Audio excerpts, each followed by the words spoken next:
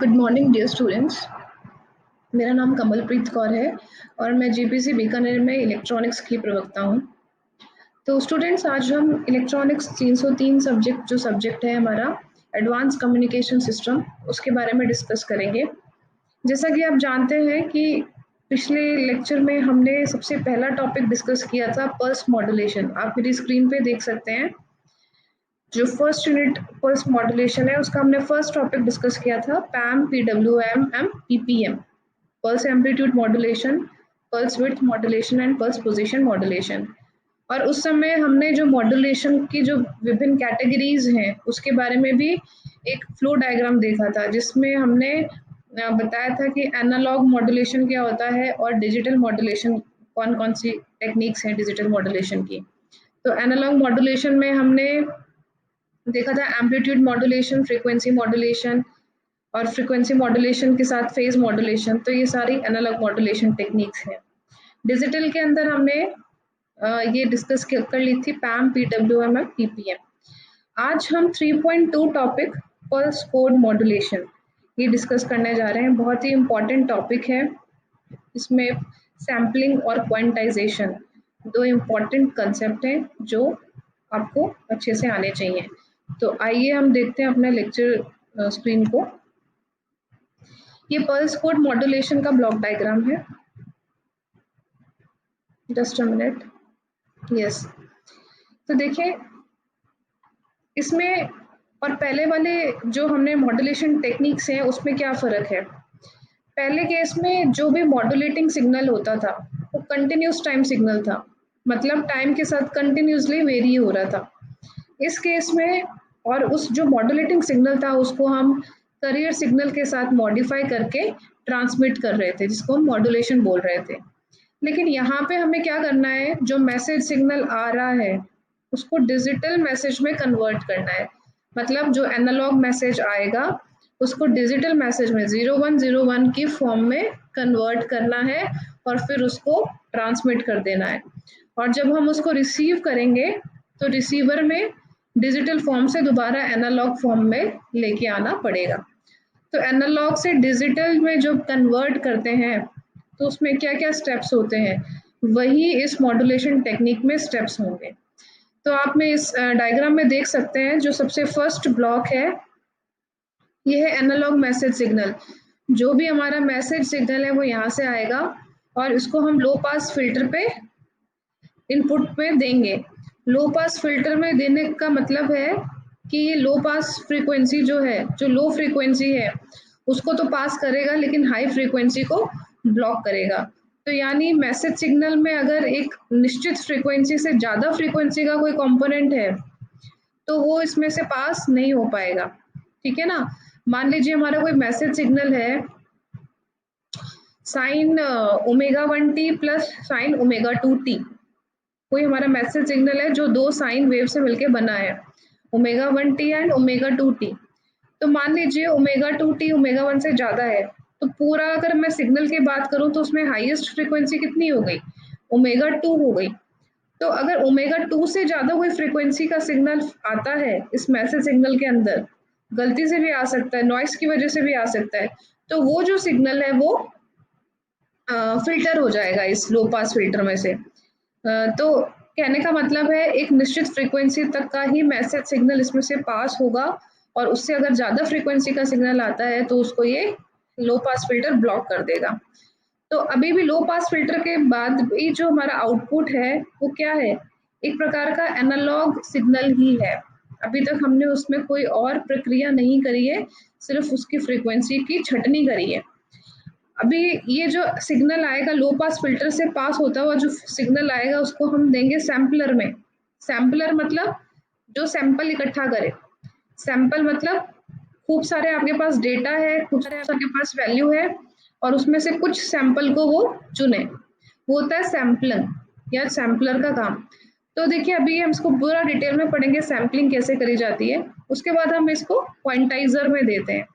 क्वांटाइजर का मतलब होता है कि आपने जो भी सैंपल लिया है उसकी वो वैल्यू ना लेके उसको कोई अप्रोक्सीमेट वैल्यू दे देना।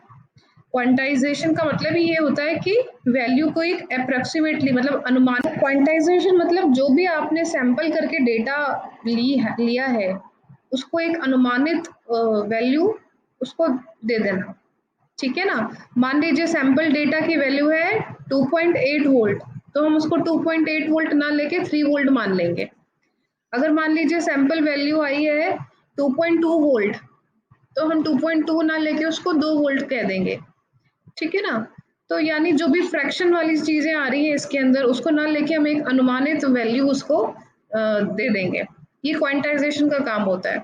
उसके बाद जो भी हमारे पास वैल्यू आई है क्वांटाइजेशन के बाद वो हम एनकोडर में दे देंगे। एनकोडर मतलब जो कोडिंग करता हो, एनकोड कर दे हमारे सिग्नल को।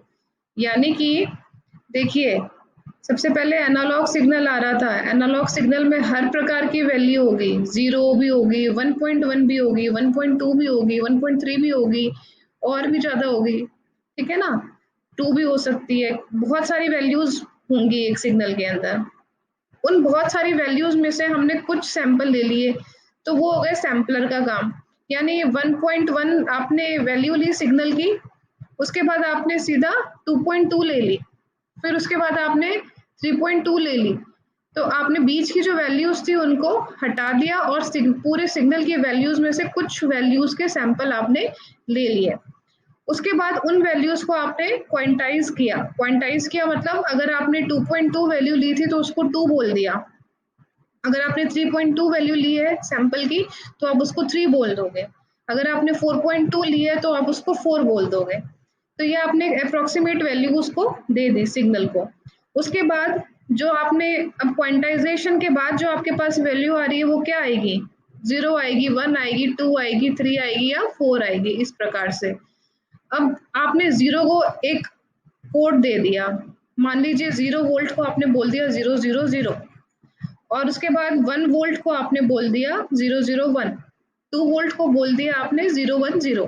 तो इस प्रकार से हर एक जो वैल्यू थी 1 वोल्ट, 2 वोल्ट, 3 वोल्ट जो आपके द्वारा ही निर्धारित करी गई थी उसको आपने कोड के थ्रू रिप्रेजेंट कर दिया कि 0 वोल्ट को मैं 000 बोलूंगा, 1 वोल्ट का मतलब ये है, 2 वोल्ट का ये है।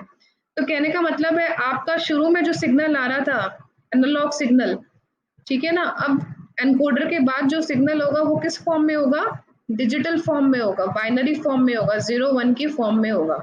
तो इस प्रकार से एनालॉग सिग्नल को डिजिटल सिग्नल में कन्वर्ट किया जाता है। और ये जो आपको तीनों ब्लॉक दिख रहे हैं, सैम्पलर, क्वांटाइजर और एनकोडर, इन तीनों को मिला के हम एक ब्लॉक मान सकते हैं और उस ब्लॉक का नाम है एनालॉग टू डिजिटल कन्वर्टर, ठीक है ना। तो जब भी आप एडीसी देखो, एनालॉग टू डिजिटल कन्वर्टर के बारे में कभी सुनो तो उसका मतलब क्या है कि उसके अंदर 3 ब्लॉक्स लगे हुए हैं। पहला ब्लॉक सैम्पलिंग करेगा, दूसरा क्वांटाइजेशन करेगा और तीसरा एनकोडिंग करेगा। तो हमें जो आउटपुट पे सिग्नल मिलेगा वो डिजिटल सिग्नल मिलेगा। अब ये डिजिटल सिग्नल को हम ट्रांसमिट कर देंगे एक चैनल के द्वारा। देखिए ये जो लाइट ग्रीन है ये क्या है, ये जो डैश लाइन है वो एक चैनल है और बीच बीच में आपको रिपीटर दिखेंगे। रिपीटर क्या करते हैं, अगर सिग्नल की स्ट्रेंथ में कुछ कमी आती है, ठीक है ना, तो अगर सिग्नल एक जगह से दूसरी जगह जब भी ट्रांसमिट होगा तो हो सकता है उसकी स्ट्रेंथ में कमी आए, उसके पावर में कमी आ जाए लॉसेस की वजह से।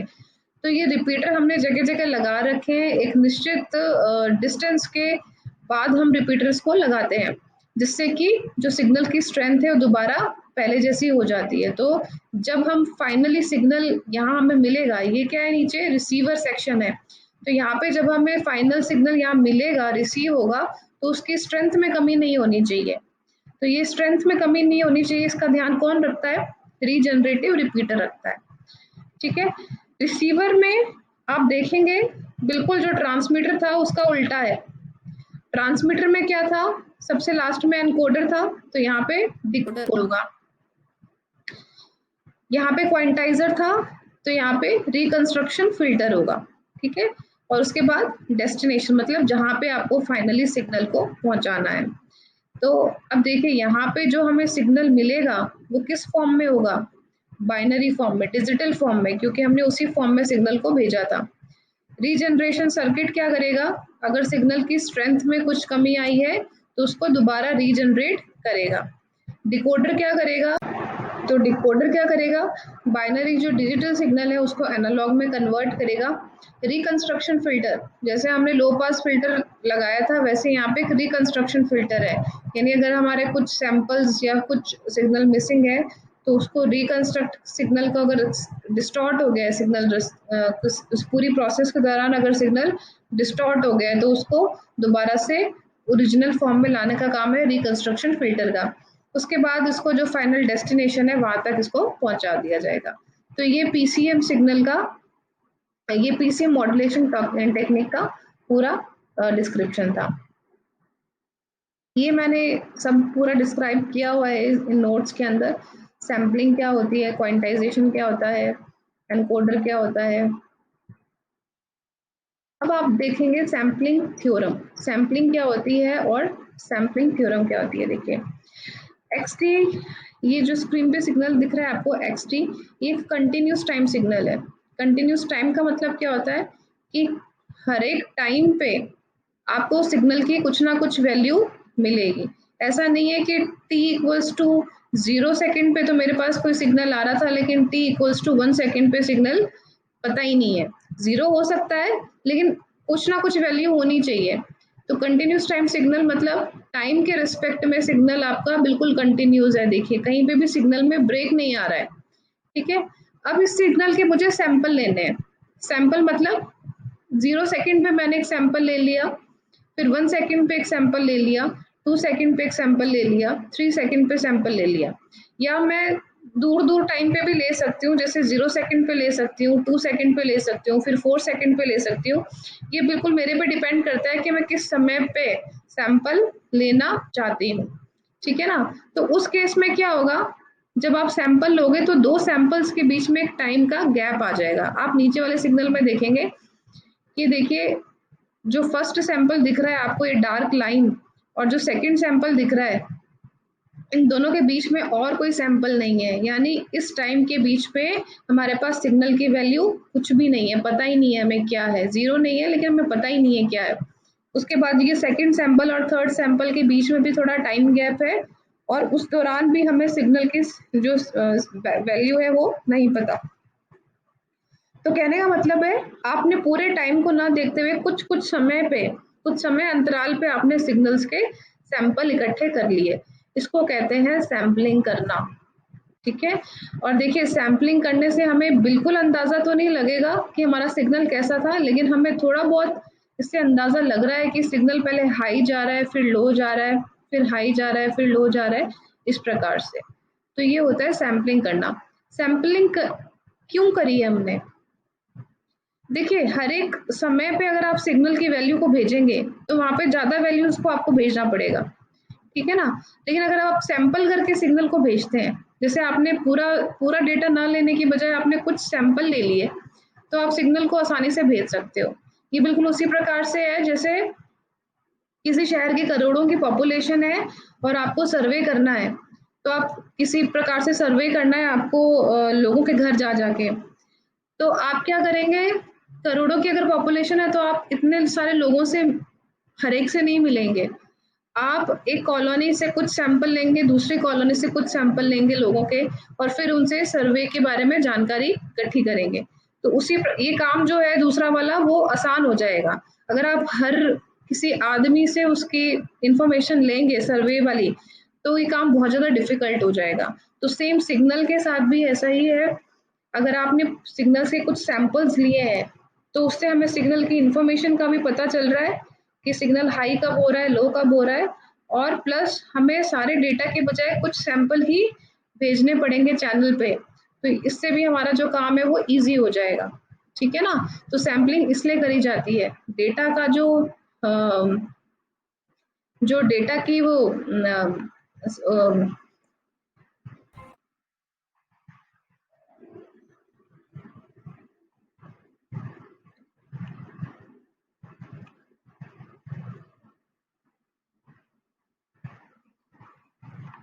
तो ये डायग्राम से आपको समझ में आ गया होगा।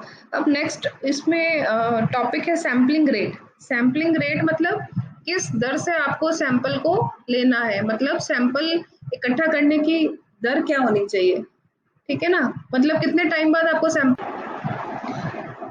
तो सैम्पलिंग रेट मतलब जो आपने सैंपल्स लिए हैं उनके बीच में गैप कितना होना चाहिए, ठीक है, और इस गैप को हम बोलते हैं सैम्पलिंग पीरियड, ठीक है, टी एस से हम डिनोट करते हैं, टी मतलब टाइम और एस जो उसके सब्सक्रिप्ट में है यानी सैम्पलिंग टाइम या फिर सैम्पलिंग पीरियड, तो यानी दो सैंपल्स के बीच का जो टाइम गैप है उसको हम सैम्पलिंग पीरियड बोलेंगे। जैसे ये आपको दिख रहा है, तो फर्स्ट सैंपल और सेकंड सैंपल इन दोनों के बीच में जो टाइम गैप है उसको हमने सैम्पलिंग पीरियड बोलेंगे। उसी प्रकार से जो सेकंड और थर्ड जो सैंपल होगा उसके अंदर भी सेम गैप होगा, थर्ड और फोर्थ सैंपल के बीच में भी सेम गैप होगा। तो ये जो सैम्पलिंग पीरियड है एक पर्टिकुलर सिग्नल के लिए कांस्टेंट होता है, ठीक है ना, तो आप अगर एक बार टाइम पीरियड सेट कर देंगे तो आपको हर एक सैंपल उसी टाइम गैप से आपको लेना होगा। इस टाइम पीरियड का अगर हम रेसिप्रोकल लेते हैं तो वो आ जाती है सैम्पलिंग फ्रीक्वेंसी। आपको पता है frequency equals to 1 upon time होता है, तो सैम्पलिंग पीरियड अगर टी है, टी एस है, तो 1 अपॉन टी एस क्या हो जाएगा, सैम्पलिंग फ्रीक्वेंसी हो जाएगी, एफ एस, ठीक है। सैम्पलिंग फ्रीक्वेंसी को ही सैम्पलिंग रेट कहते हैं। आपके एग्जाम में जब क्वेश्चन आता है तो वहां पे सैम्पलिंग रेट देके क्वेश्चन पूछा हुआ होता है, सैम्पलिंग रेट दिया हुआ होता है, तो उसमें कंफ्यूज नहीं होना है, सैम्पलिंग रेट मतलब सैम्पलिंग फ्रीक्वेंसी, ठीक है ना। तो इसकी यूनिट क्या हो सकती है, हर्ट्ज भी हो सकती है और दूसरी यूनिट क्या हो सकती है, नंबर ऑफ सैंपल्स पर सेकेंड, ठीक है ना। तो सैम्पलिंग रेट मान लीजिए दे रखा है आपको 200 सैंपल्स पर सेकेंड, ठीक है ना, तो वो सैम्पलिंग फ्रीक्वेंसी ही है। अब ये सैम्पलिंग फ्रीक्वेंसी कैसे डिसाइड करी जाती है कि हम कैसे रखें, एफ एस की वैल्यू क्या होनी चाहिए, ठीक है ना। तो देखिए इसके लिए एक रूल बनाया गया है और इसको बोलते हैं नाइक्वेस्ट रेट।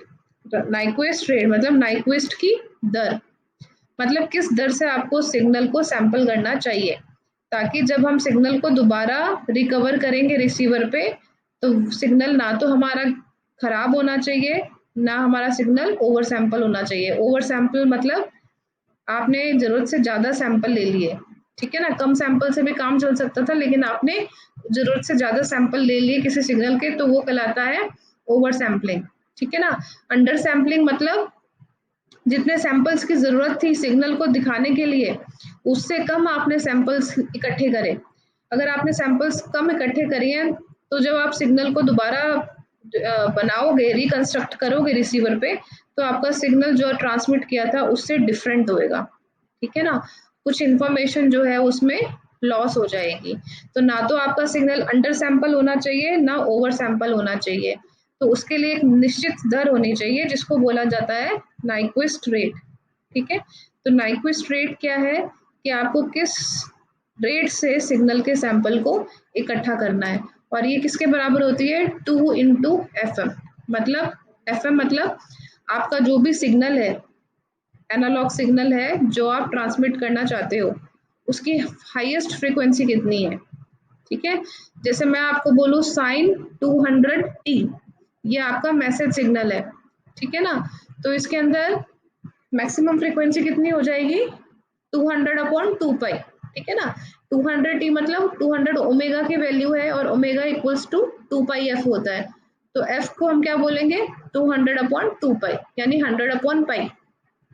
तो मान लीजिए आपकी सिग्नल की फ्रीक्वेंसी है 100 पाई, तो अगर आपको सिग्नल की मैक्सिमम फ्रीक्वेंसी पता चल गई तो उसकी दोगुनी जो होती है वो सैम्पलिंग फ्रीक्वेंसी होनी चाहिए, ठीक है। तो आपके सिग्नल की जो भी हाईएस्ट फ्रीक्वेंसी है उससे दुगनी फ्रीक्वेंसी से आपको सैम्पलिंग करनी होती है ताकि जो सिग्नल है वो रिसीव करते समय अच्छे से रिप्रोड्यूस हो जाए, मतलब जैसा भेजा था वैसा ही रिप्रोड्यूस हम उसको कर सकें। तो ये होता है नाइक्वेस्ट रेट। तो आप यहाँ पे फॉर्मूला देख रहे हैं F S equals to 2 into omega, F S है सैम्पलिंग फ्रीक्वेंसी या सैम्पलिंग रेट और ओमेगा क्या है, डब्ल्यू क्या है, जो आपकी सिग्नल की हाईएस्ट फ्रीक्वेंसी है वो डब्ल्यू है, या फिर इसको एफ एम भी आप बोल सकते हो, कुछ भी बोल सकते हो, लेकिन जो हमेशा सैम्पलिंग फ्रीक्वेंसी है वो मैक्सिमम फ्रीक्वेंसी की दुगनी ही रहेगी, ठीक है, तो नेक्स्ट लेक्चर में हम नाइक्विस्ट थ्योरम को और डिटेल में पढ़ेंगे। तो अभी के लिए आप इतना ही ध्यान रखिए कि नाइक्विस्ट रेट क्या होता है।